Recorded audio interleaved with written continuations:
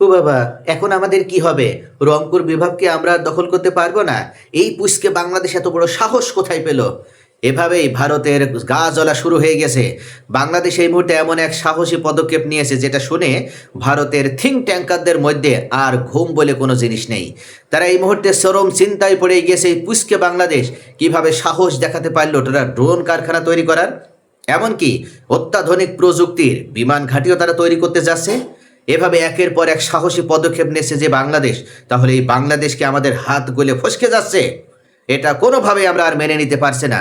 একের পর এক বাংলাদেশের এই সাহসী পদক্ষেপগুলো ভারতের ঘুম হারাম করে দিয়েছে। নরেন্দ্র মোদীর ছটফটানি শুরু হয়ে গেছে, গা জ্বলা শুরু হয়ে গেছে। এমন একটি খবর যা শুনলে আপনার বুক গর্বে ফুলে উঠবে। অত্যাধুনিক যুদ্ধ ড্রোন এখন তৈরি হতে যাচ্ছে বাংলাদেশেই। তুরস্কের সাথে যৌথ উদ্যোগে বগুড়ায় এই মেগা ড্রোন কারখানা হবে। প্রতিবেশীর চাপ উপেক্ষা করে ভারতের বিরুদ্ধে মেরুদণ্ড সোজা দাঁড় করিয়ে এই সাহসী পদক্ষেপ নিয়েছে অবশেষে আমাদের বাংলাদেশ। সম্প্রতি স্থানীয় সরকার প্রতিমন্ত্রী মীর শাহেদ আলম তিনি সচিবালয়ে বাংলাদেশ সেক্রেটারিয়েট রিপোর্টার্স ফোরামে তিনি স্পষ্টভাবে জানিয়ে দিয়েছেন। তিনি উল্লেখ করেছেন, প্রধানমন্ত্রী তারেক রহমানের নির্দেশনায় তুরস্কের সহযোগিতায় বগুড়া বিমান ঘাঁটির পাশেই এই ড্রোন উৎপাদন কারখানা স্থাপন করা হবে। শুধু ড্রোন কারখানায় নয়, আরও একটা চমক উপহার দেওয়া হয়েছে তারেক রহমানের পক্ষ থেকে। বগুড়া বিমানবন্দরকে এবার পুরোপুরি আন্তর্জাতিক মানের আধুনিক বিমানবন্দরে রূপান্তরিত করা হবে। একই সাথে উত্তরাঞ্চলে বাংলাদেশ বিমান বাহিনীর প্রথম বিশেষায়িত বিমান ঘাঁটিও স্থাপন করা হবে এবং সেটার অনুমোদনও আমাদের এই সাহসী, সৎ এবং যোগ্য প্রধানমন্ত্রী প্রদান করেছেন। অর্থাৎ এমন প্রধানমন্ত্রী তো আমরা 55 বছরে খুঁজে ফিরেছি, কিন্তু কখনো আমাদের সামনে এমন প্রধানমন্ত্রী আমরা পাইনি।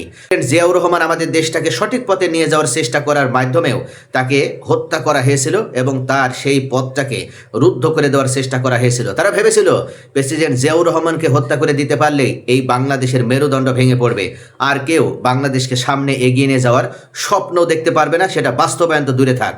অবশেষে আমাদের মাঝে আমাদের সেই সাহসী মরহুম প্রেসিডেন্ট তারেক রহমানের ভিতরে ফিরে এসেছেন এবং একের পর এক এই সাহসী প্রধানমন্ত্রী তিনি সঠিক পথে ধাবিত হওয়ার মাধ্যমে দেশটাকে সামনের দিকে এগিয়ে নিয়ে যাওয়ার দীপ্ত প্রত্যয় তিনি গ্রহণ করেছেন। বগুড়া বিমানবন্দর পাকিস্তান আমলে তৈরি, দীর্ঘদিন ধরে অবহেলিত ছিল রাজনৈতিক প্রতিহিংসার কারণেও। শহীদ প্রেসিডেন্ট জিয়াউর রহমান এবং বেগম খালেদা জিয়ার আমলে উন্নয়নের চেষ্টা হয়েছিল, কিন্তু তা বাস্তবায়িত হতে পারেনি। এবার আর কোনো বাধা নেই, প্রধানমন্ত্রী তারেক রহমানের নেতৃত্বে কাজ পুরো দমে এগোচ্ছে। কিন্তু প্রশ্ন তৈরি হচ্ছে যে তুরস্কের সাথে কেন এই জোট? তুরস্ক বর্তমান বিশ্বের ড্রোন প্রযুক্তিতে শীর্ষস্থানে একটি দেশ। বাইরাক্তার টেকনোলজির বাইরাক্তার টিবিটি ড্রোন ইতিমধ্যে নাগোর্নো কারাবাখ, ইউক্রেন সহ বিভিন্ন যুদ্ধক্ষেত্রে অসাধারণ সাফল্য দেখিয়েছে। বাংলাদেশ সেনাবাহিনী ইতিমধ্যে টিবিটি ড্রোন কিনেছে এবং সফলভাবে ব্যবহারও করেছে। এখন যৌথ উৎপাদনের মাধ্যমে দেশীয় কারখানার ড্রোন তৈরি, রক্ষণাবেক্ষণ এবং আপগ্রেড করাও সম্ভব হবে। এতে প্রযুক্তি হস্তান্তর ঘটবে, শত শত তরুণ প্রকৌশলী প্রশিক্ষিত হতে পারবে এবং আমরা বিদেশি নির্ভরতা থেকেও মুক্তি হব।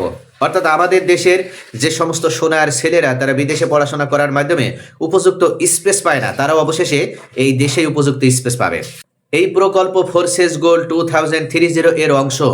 উত্তর সীমান্ত ও বিস্তীর্ণ সমভূমিতে 24 ঘন্টা নজরদারি, দ্রুত তথ্য সংগ্রহ এবং জরুরি অবস্থায় তাৎক্ষণিক আক্রমণ ক্ষমতা অনেক গুণ বৃদ্ধি পাবে।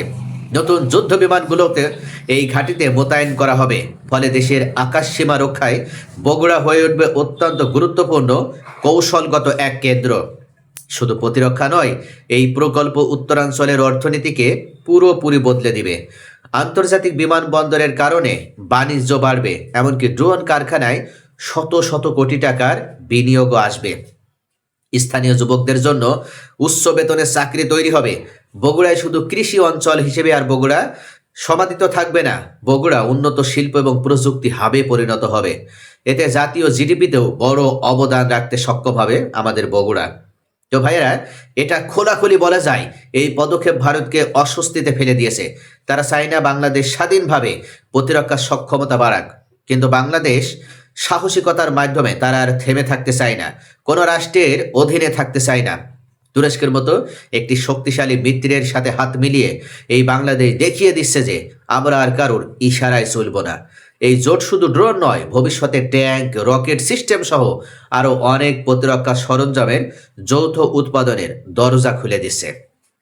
তবে এই মুহূর্তে প্রতিবেশীরা যত চাপ দিক এবং প্রতিবেশীরা যতই উদ্বিগ্নতা দেখাক এবং বাংলাদেশকে নিয়ে যত নীল নকশা বাস্তবায়ন করার ষড়যন্ত্র করুক না কেন, কোনোভাবে সেটা তারা বাস্তবায়ন করতে পারবে না।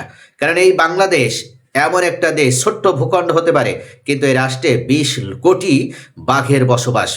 ঠিক যেমন ইরানি জনগণ তারা একতা রক্ষা করার মাধ্যমে, ইউনিটি বজায় রাখার মাধ্যমে আমেরিকা এবং ইসরায়েলের মতন শক্তিশালী রাষ্ট্রের 20 দাঁত ভেঙে দিতে পেরেছে, তাদের সেই দানবীয় মাথা কেটে নিতে পেরেছে, সেম একইভাবে বাংলাদেশও জানে কিভাবে ভারত নামক শত্রু রাষ্ট্রের মুখোমুখি দাঁড়িয়ে বা অন্য যে কোনো রাষ্ট্র বাংলাদেশের সাথে যারাই শত্রুতা করার চেষ্টা করবে তাদের 20 দাঁত ভেঙে ফেলতে হয়। তাই কখনো আর কেউ বাংলাদেশকে নিয়ে শুধু কোনো ধরনের সামান্য পরিমাণও ষড়যন্ত্র করার চেষ্টা করে বা সামান্য পরিমাণও চেষ্টা দেখাতে যায়, তাহলে তাদের সেই 20 দাঁত তো শুধু ভেঙেই ফেলা হবে তা কিন্তু নয়, তাদের বুকে লাথি মেরে এই দেশের 1 ইঞ্চও মাটি ছিনিয়ে নিতে দেওয়া হবে না। তাদেরকে উপর্যুপরি মাথা কেটে তাদের একেবারে মুন্ডুপাধীন করা হবে, তাদের ষড়যন্ত্রের নীল নকশা সমূলে উৎপাটন করে দেওয়া হবে। এই বাংলাদেশ এমন এক সাহসী বাংলাদেশে পরিণত হয়েছে, যার কারণে তারা অবশেষে এই শক্তিশালী পদক্ষেপ গ্রহণ করেছে। প্রতিবেশীদের চাপের মুখেই এই ধরনের স্বাধীন পদক্ষেপ আমাদের সার্বভৌমত্বকেও আরও মজবুত করবে। বে অফ বেঙ্গলের শক্তি ভারসাম্যও বদলে যাবে এই একটি সিদ্ধান্তেই। বাংলাদেশ এখন এক নতুন যুগে প্রবেশ করছে। তুরস্কের সাথে এই যৌথ উদ্যোগ প্রমাণ করে দিয়েছে আমরাও স্বপ্ন দেখতে জানি এবং সেই স্বপ্ন বাস্তবায়নও করতে পারি। কোনো বাধার মুখেই আমাদের স্বপ্ন বাস্তবায়ন থেমে থাকবে না। এই ড্রোন কারখানা শুধু একটা প্রকল্পই নয়, এটা আমাদের আত্মনির্ভরশীলতার প্রতীক। আপনাদের কাছে এখন প্রশ্ন, এই সাহসী পদক্ষেপকে আপনারা কিভাবে দেখছেন? ভারতের অস্বস্তির মুখে তুরস্কের সাথে এই জোট কি আমাদের প্রতিরক্ষা খাতকে নতুন উচ্চতায় নিয়ে যেতে সক্ষম হবে? সত্যিকার অর্থে বাংলাদেশ কি পরনির্ভরশীলতা প্রতিরক্ষা খাত থেকে বের হয়ে এসে তারা এই আধুনিক এমনকি এই বিমান ঘাঁটি তৈরি করার মাধ্যমে উত্তরবঙ্গে তারা গুরুত্বপূর্ণ ভূমিকা পালন করতে পারবে?